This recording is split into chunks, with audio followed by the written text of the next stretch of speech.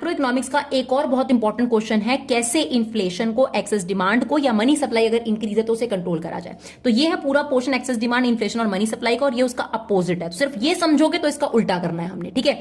Fiscal policy होती है जो गवर्नमेंट की अपनाती है, इसमें गवर्नमेंट इन्फ्लेशन के केस में स्पेंडिंग डिक्रीज कर देगी और ऑब्वियसली यहां पे इंक्रीज कर देगी। टैक्सेस जो है वो गवर्नमेंट बढ़ा देगी, ठीक है, यहां पर कम कर देगी। मॉनेटरी पॉलिसी क्या होती है? मॉनेटरी पॉलिसी आरबीआई के द्वारा अपनाई जाती है, सेंट्रल बैंक के द्वारा। क्वांटिटेटिव और क्वालिटेटिव दो एलिमेंट है। बैंक रेट वो रेट होती है जिसपे सेंट्रल बैंक कमर्शियल बैंकों को लॉन्ग टर्म के लिए लोन देती है, वो बढ़ा देगी इन्फ्लेशन के केस में, यहां पे डिक्रीज।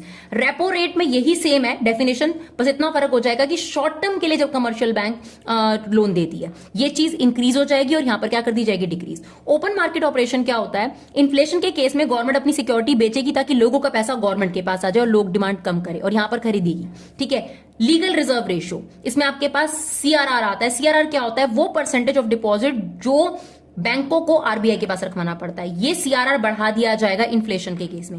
और एसएलआर क्या होता है? Statutory liquidity ratio, that is percentage of deposit kept by bank itself for withdrawal, ये भी इंक्रीज कर दिया जाएगा, ठीक है। तो ज्यादातर देखेंगे आप इंक्रीज हो रहा है, सबसे पहला वाला डिक्रीज था। और रिवर्स रेपो रेट क्या होता है? जब कमर्शियल बैंक सेंट्रल बैंक को लोन देता है उसे रिवर्स रेपो रेट कहा जाता है, बस याद रखना है, उसे डिक्रीज कर दिया जाएगा, राइट।